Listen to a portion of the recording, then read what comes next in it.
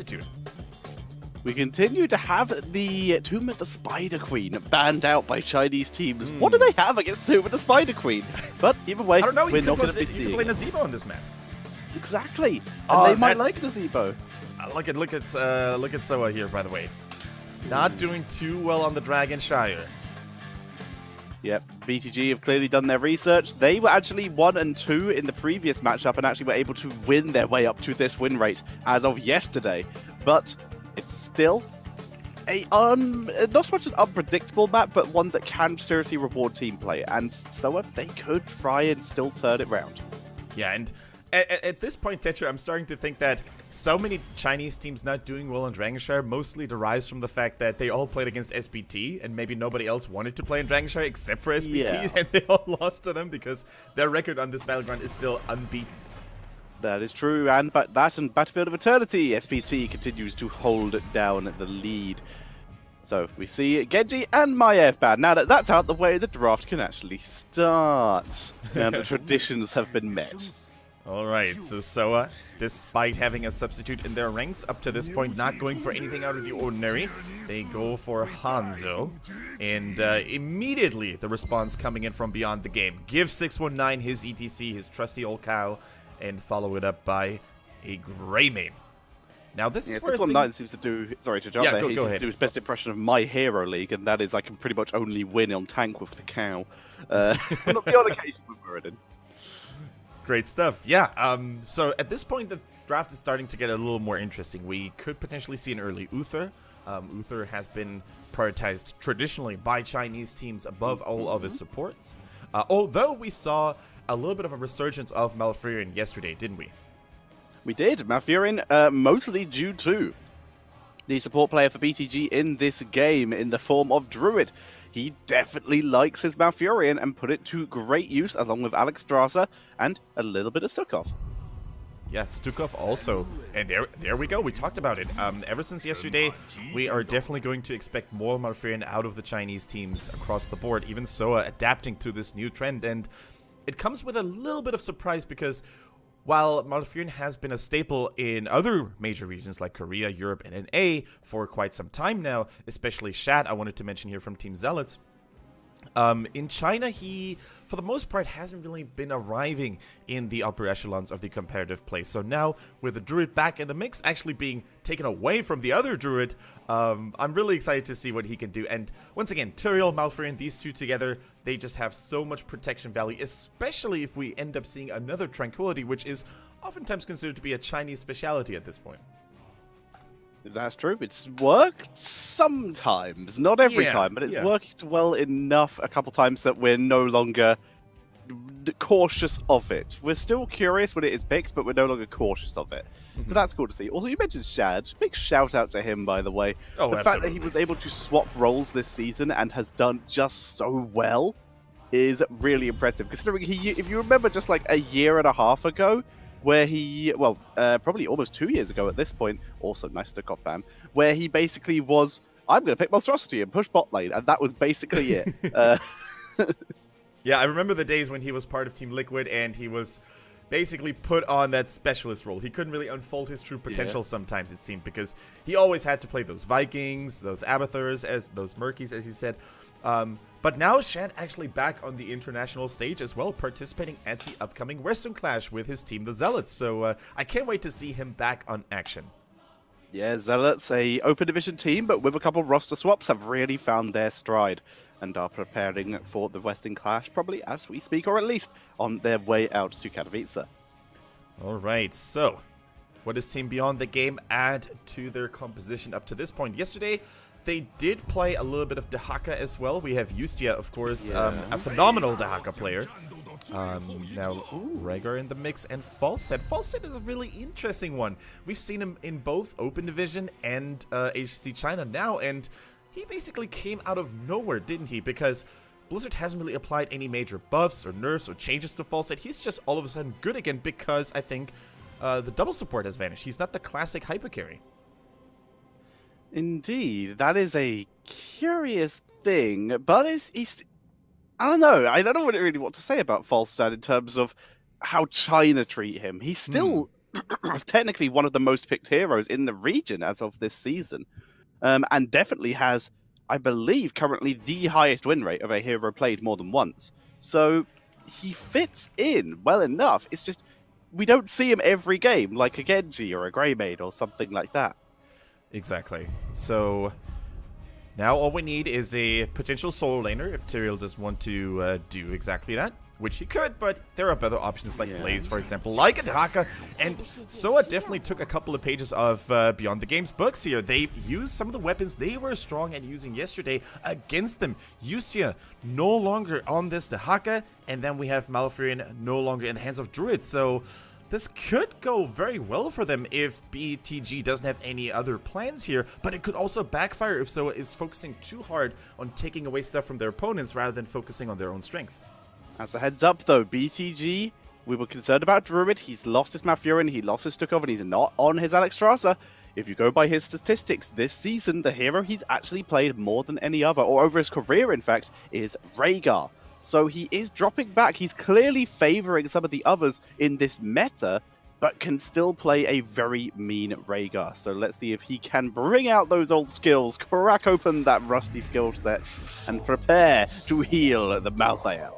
Yeah, Malthael, that is probably a job for ZJZ for Beyond the Game. We saw the epic. I normally don't want to use this word too lightly, but it was nothing other than epic yesterday. The comeback on Towers of Doom where they turned around in a 4 versus 5 team fight, only for Malthael to revive and win another team fight near the boss, which basically sealed the deal and allowed them to advance or not really advance because it wasn't a deciding game, but allowed them to catch up and make a big step towards the next round. So super well played yesterday by Beyond the Game. Can they do it again on Dragonshire? That is the big question.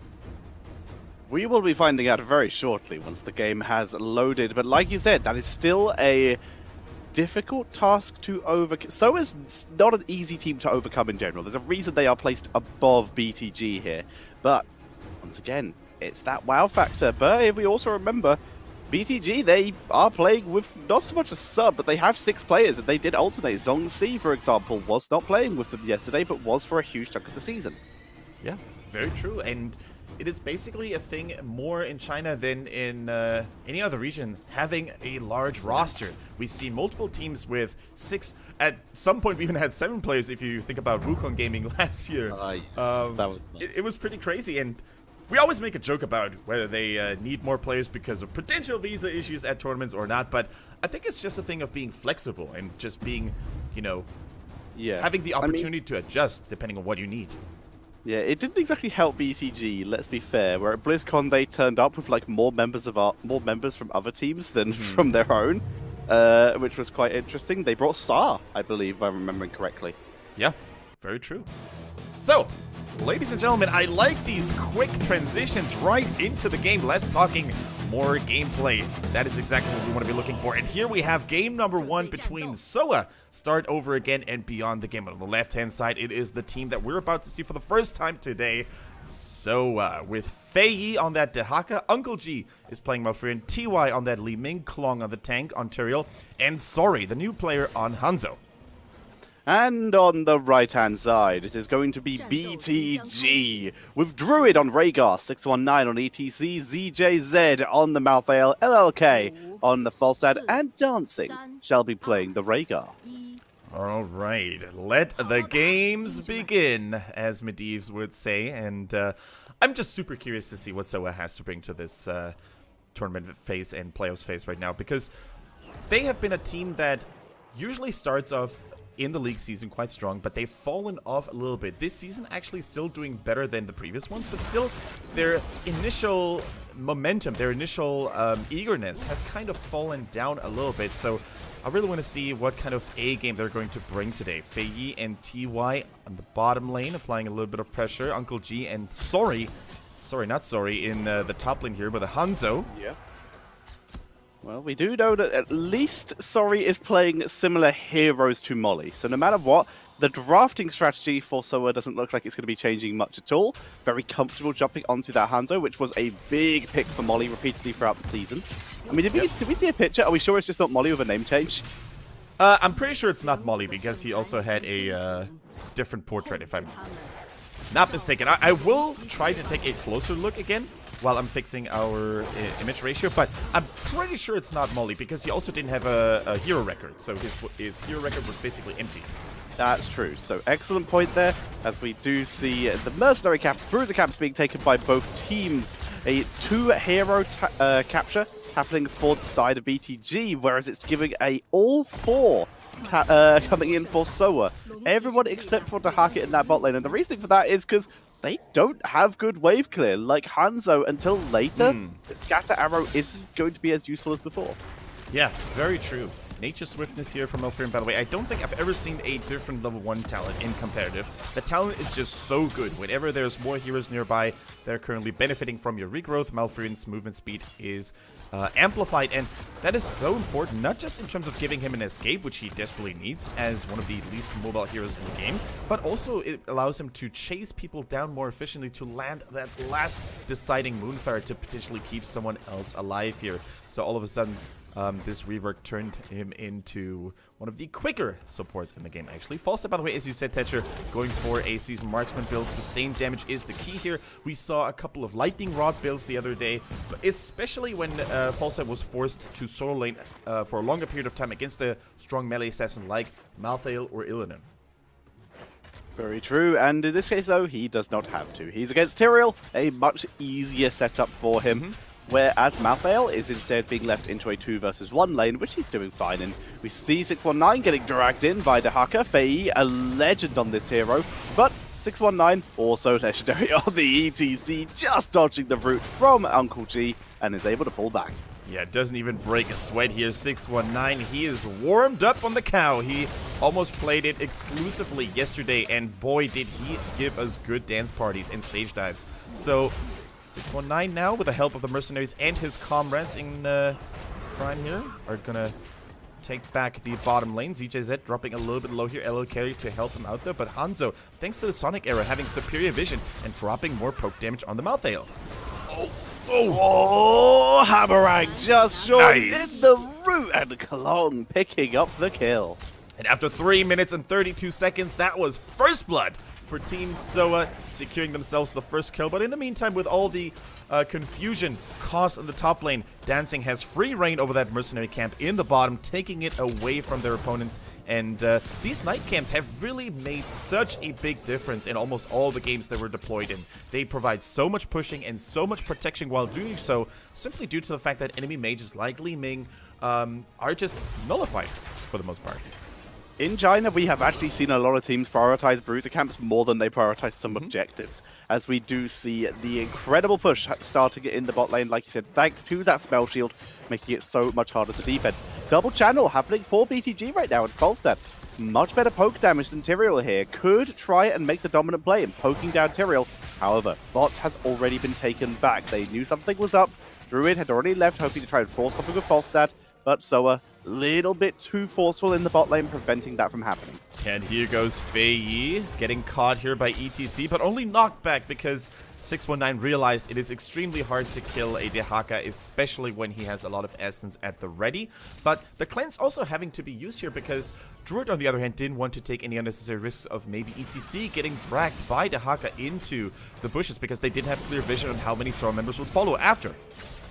Dahaka has returned to top lane to fight with Malthael, who has been left a little bit unattended. Eldorans blocks the channel for the moment. Dahaka going to be attempting to neutralize and will be able to do so, but will then have to fight Malthael, as Malthael is going to claim it back. In the meantime, Rhaegar and 619, Druid and 619, looking for the opportunity to rotate, but Hanzo is beginning to put enough pressure on the bot lane that he may be able to capture that back. Yeah, Tyrael's main job at this point is not to tank for his team, but to keep the middle lane clean against the constant Dragon Knight pressure coming in from beyond the game. And Tyrael's a good hero at doing so. As long as he manages to keep the cooldown of Eldrin's Might at the ready, he has a formidable poke tool that also allows him to play very safely if he gets caught out of position. So, good point, or good job by Klong up to this point. And Hanzo, as we see it here, Sori is going for a full scattering arrow build, cooldown reduction, additional PvE damage, and more projectiles in the first place after completing the quest at level 1. Dancing, continuing to do Greymane things and Rhaegar things. I accidentally almost said both the two campers there. Yep. As they both, in fact, rotate back down to the Xishan camp as well, as in the meantime. So takes a significantly slower attempt at a Bruiser camp. This is the wonderful joy of it. The melee Rhaegar and Greymane compared to the ranged Malfurion and Li Ming. In terms of poking and fighting, the Malfurion and Li Ming, incredibly effective. The Greymane and Rhaegar have to get a little bit more stuck in, but Mercenaries, turns out you just need a little bit of that primal aggression. Now, here's an interesting talent on Klong's Tyrael build. In the meantime, Klong, speaking of him, he wasn't able to deny the Dragon Knight this time around, but I think we can't really blame him too much, because at some point the middle lane just got a little too heated here with 3 members, Druid, 619, and Dancing, keeping it safe. Yeah, we can't really put too much on Klong, but he went for a very interesting level 4 talent here, the Bound by Law, which is a personal favorite of mine. And I think he didn't go for Stalwart Angel, which provides 20 armor as long as Eldrin's Might is out, because there's a Malthael in the enemy team, and basically shutting down the armor completely. Instead, Klong wanted to go for a little bit of crowd control with these stronger slows now. That armor can be a huge deal, and Rhaegar not having any manages to get out of the route, but a beautiful wave of force. Dragon Arrow does come a little bit late, but they executed a really nice kill there, and that is such a big deal, especially when it's on the support. Can I just say that a Dragon's Arrow almost always looks epic? Even if it just misses gloriously, it's still cool to see that massive projectile coming in from all over the map. But yeah, good kill on Rhaegar here. Druid was caught a little bit out of position, and all of the heroic abilities were used spot on here. We had the Twilight Dream first, silencing Rhaegar, preventing him from using any self-heals, and then we had the next disable, the isolation here from Dehaka. So picture-perfect timing. Very well played by So up to this point. I'm waiting for a Dragon Arrow-like ability, aka a global ability, that you can reactivate to have it explode, similar to Falstad's Hammerang, just so you can aim it at your team, and if there's no one left to kill, just set it off like a firework, just like, good job! You did it, didn't need my help at all. As we see, once again, that bottom Bruiser camp taken by Druid and Dancing, and with a little help from ZJ Set this time. Yeah, now all of a sudden, Team Soa is getting flanked by the mercenary camps in the back here. Now they're going to have to pull back, try to keep their towers, or at least the fort, safe and sound. Get rid of that wizard minion, the wizard mercenaries, excuse me. That's the most important thing, to deny the armor magic protection that it provides here. Klong in a lot of trouble. Sanctification had to be used as a counter to the last rites Tetcher. That is a massive cooldown trade.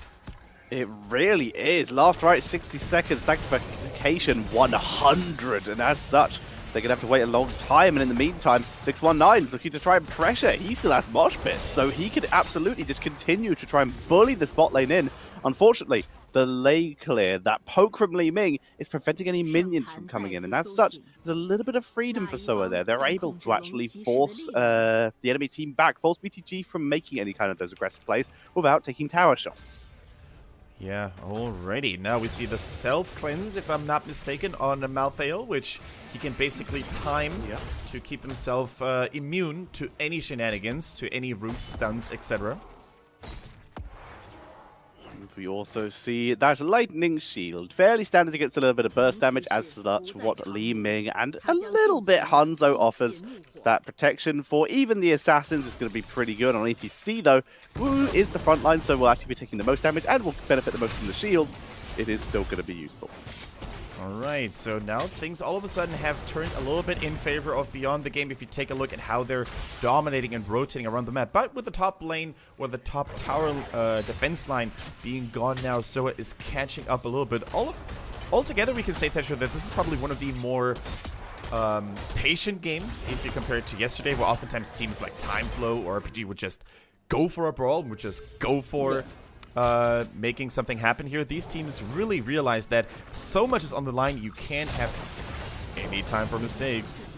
We're only 2 kills in, make that 3. Worth it! And they're all by Soa, but like you said, BTG, They lose a hero, gain objective, and some structures, because this fort, it cannot stand to the might of the Dragon Knight. Very true. Here goes another Flame Breath, and that is going to be the end of the middle fort. And although Falstad died, he created so much space for his teammates, not only securing the Dragon Knight in the middle and taking down a fort, but also dealing heavy damage onto the top lane there as well, while still posing a little bit of a punting threat in that bottom lane. So overall, if you think about it, just wonderful play by Beyond the Game. If Falstad had survived, that would have been the icing on the cake. But even as it is, I think it was well worth it. And Faye now in trouble. He's a tanky Dahaka, very elusive creature. But is he going to survive for long enough? No, he isn't. Doesn't even use the burrow. Worst case scenario for Soa right now. They got a kill. We're going to deal with the Dragon Knight. But top lane was so pushed by the members of BTG, they were like, okay, we have to defend this. The fact that it died, that they weren't able to clear fast enough, for starters, shows the disadvantages of their comp. When you don't have to hack, you miss wave clear. But for second, it meant they were as far away as possible from the lane the Dragon Knight was actually pushing in, meaning the Dragon Knight could actually gain push value, which is not always the case. And now we can see the struggle of Soa on this battleground. We saw it in the pre-match statistics that they are still without a win, basically, on Dragonshire, and they have yet to look for their first moment of success, and this could be exactly the reason why Beyond the Game wanted to go on this very battleground. Klong actually coming too late with the Judgment, with the Holy Ground Steal there as well, so nothing really seems to be working out in Soa's favor right now. However, they do have that great turnaround potential once they hit level 20, especially. Twilight Dream, we have not really seen that yet. BTG trying to play around team fights. Hanzo, Dragon Arrow, of course, and Contagion. Good steal this time. Fights. Yeah, the lovely steal this time. Dragon Arrow as well. Looks like they might want to try and make a play. There's the Wave of Force. Isolation coming in. Not getting too much value. Only onto Dancing, who was already pretty much safe. Yeah, Klong redeemed himself there, got the Seashine camp, although he missed the night camp earlier. But beautiful Gust, and that's exactly what they want to do. Whenever there's an isolation coming in, a massive Twilight Dream hitting, if Beyond the Game doesn't feel like they want to take this fight, they're just going to press one button and try again later. And Beyond the Game, I gotta give it to them. They're playing this more like a Western team at this point, not like a Chinese team. They're not team fighting all the time. They're not even keen on trying to force anything because they realize they have a tremendous lead. So all they need to do is remain patient, maybe even soak for 20, and then always continue to fight with an advantage. So I really have to say I like the macro-oriented playstyle by Beyond the Game right now. However, this could be when it starts to fall apart here. Yep. This is a even talents, now even levels for a couple seconds push with Bruiser Camp, Siege Giant Camp, and all 5 members of Soa. They're like, okay, if you don't want to fight us, we'll group up and just push your base. You fight us or you die. That is your choice. And that is the pressure they're trying to put on here. Dahaka finally going to rotate, going to double soak them because they've already gained the value they want here. LLK to spot Faye, but remember Faye can tunnel in at a moment's notice as long as they're near a bush, but won't be needed. Here comes the Gust. The value they need. Oh, now they don't have the value they need. The interrupt, but it's only the 10-second cooldown for the mosh pit. The isolation onto ETC here. Falstad in the back though was Twilight. TY gets the reset and the health from Dominance there. Able to pick off Falstad. There's the Sanctification. Pulling in the Rhaegar Cleanse is used to keep alive. Greymane able to move back. Mosh pit interrupted again. And TY, what a clutch move for his team there, repeatedly saving the game for his team. Absolutely MVP material here by TY on that Li Ming, kicking Falstad off his Griffin when it was needed, and that gave him the reset, that gave him the life he needed as well, thanks to Dominance at level 4, and now snowballing out of control Team Soa that is. They have no minions, no mercenaries, but they're still trying to go for the Tor. They have no Sank, they have nothing. This is so risky, and as such, they're backing up. Rhaegar. They don't dare the risk, but they can get Rhaegar, like you said. Picking it up, shield is dropped. Now they feel confident, but they've staggered the deaths a little bit faster. They'll back soon. He will have Gust. They can't do it. So indecisiveness, a weakness they have shown throughout the season, but they are still in a good position. That's the first keep of the game, and if they are very sneaky here, thanks to Dahaka, they may be able to fight for a Dragon Knight.